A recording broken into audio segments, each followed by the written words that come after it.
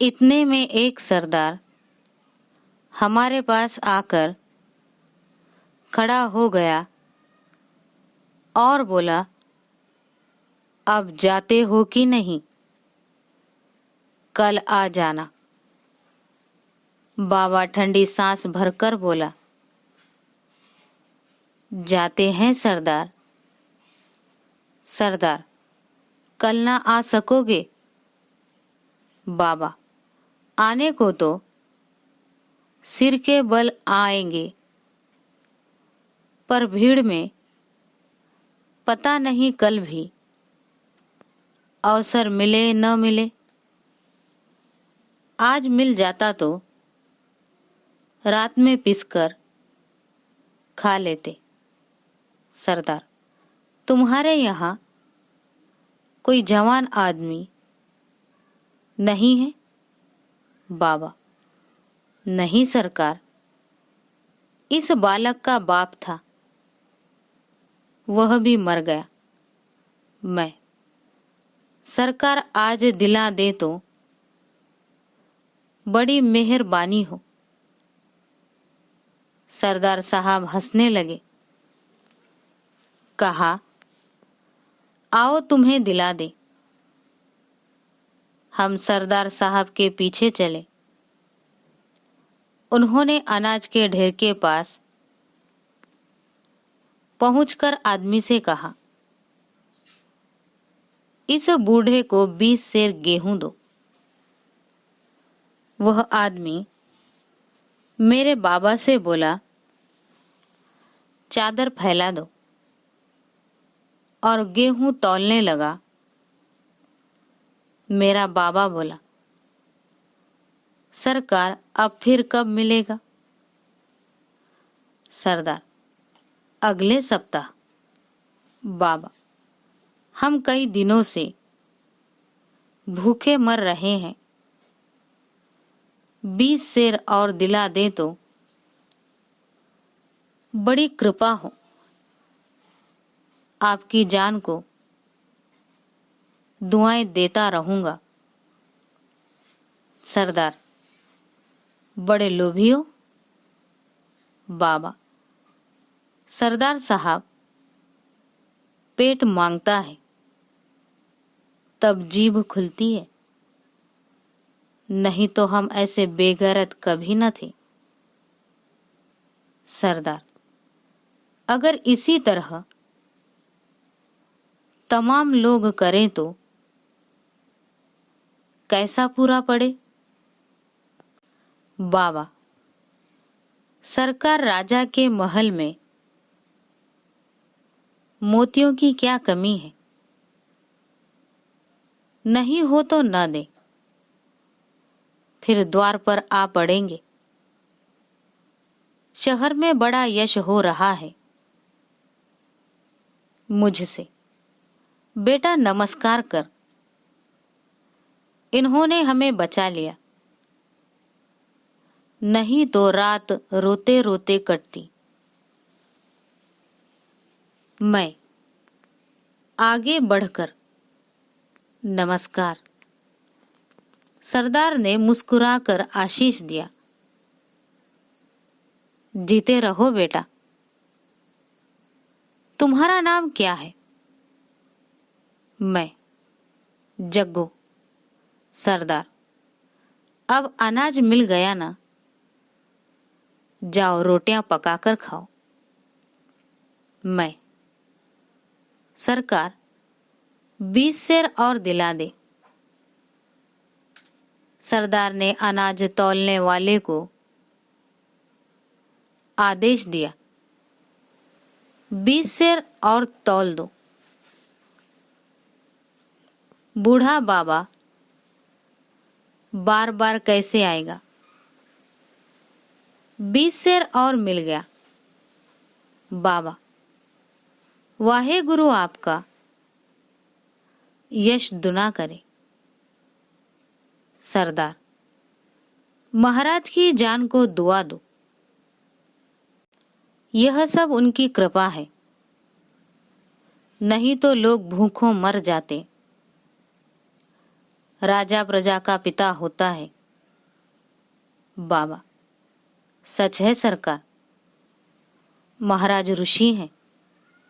सरदार: ऋषि तो क्या होंगे, आदमी बने तो यह भी बड़ी बात है। सरदार साहब बोले: अब उठा कर ले जाओ, गरीब दावत में खाता बहुत है, यह नहीं सोचता कि पचेगा या नहीं। बाबा ने भी अनाज बहुत ले लिया, अब उठाना मुश्किल था। क्या करे क्या न करे। सरदार साहब के रोब से सहम कर बाबा बोले: सरदार साहब गठरी भारी है, कोई सिर पर रख दे तो ले जाऊं। सरदार साहब ने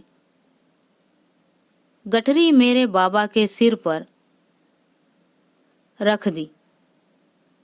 बाबा 2 कदम चलकर गिर पड़ा। सरदार साहब बोले: क्यों भाई, इतना क्यों बंधवा लिया, जो उठाए नहीं उठता। जाओ, अपने किसी आदमी को बुला लाओ, तुमसे न उठेगा। मेरे बाबा ने आह भरी और कहा: सरदार, मेरी सहायता कौन करेगा। सरदार साहब ने कुछ देर सोचा, फिर गठरी अपने सिर पर उठाकर चलने लगे। हम दंग रह गए। हम सोचते थे आदमी नहीं देवता है। यहाँ पहुंचकर धोबी रुक गया। कहानी ने बहुत मनोरंजक रूप धारण कर लिया था। मैं इसका अगला भाग सुनने को अधीर हो रहा था। मैंने जल्दी से पूछा: क्यों भाई, फिर क्या हुआ। धोबी ने खाली वायुमंडल की ओर इस भांति देखा जैसे कोई वस्तु खोज रहा हो, और फिर दीर्घ निश्वास लेकर बोला: जब हम पहुंचे और सरदार साहब अनाज की गठरी हमारे आंगन में रखकर लौटे, तो मैं और मेरा बाबा उनके साथ बाजार तक चले आए। मेरा बाबा बार बार कहता था, इसका फल आपको वाहे गुरु देंगे। एकाएक उधर से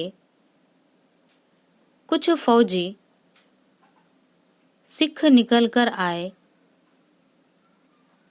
फौजियों ने उनको पहचान लिया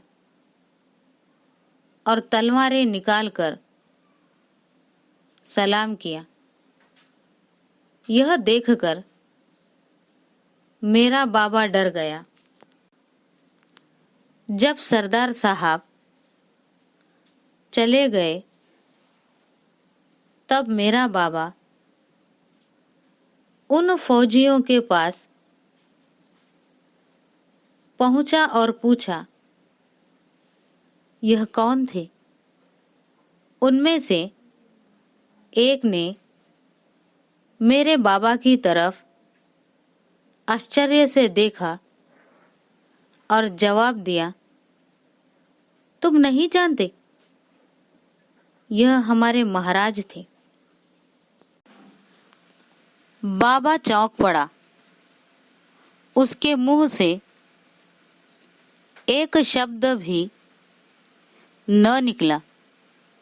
यह महाराज थे, वही महाराज जिनकी आंख के इशारे पर फौजों में हलचल मच जाती थी, जो अपने युग के सबसे बड़े राजा थे। आज एक धोबी के घर गेहूं की गठरी छोड़ने आए हैं, या सच्चे महाराज हैं। इनका राज दिलों पर है। उस रात हमें नींद नहीं आई। सारा घर जागता था और महाराज के लिए दुआएं मांगता था। दूसरे दिन बड़े जोर की वर्षा हुई। यह कहानी सुनाकर धोबी चुप हो गया। मेरे रोंगटे खड़े हो गए, आंखों में पानी भर आया। मैंने धोबी की तरफ देखा। उसकी आंखें सजल थी। मैंने ठंडी सांस भरी। धोबी ने कपड़े गिनकर कहा, बाबू साहब लिखिए, 14 पायजामे, 20 कमीजें। मैंने कॉपी उठा ली और लिखने लगा।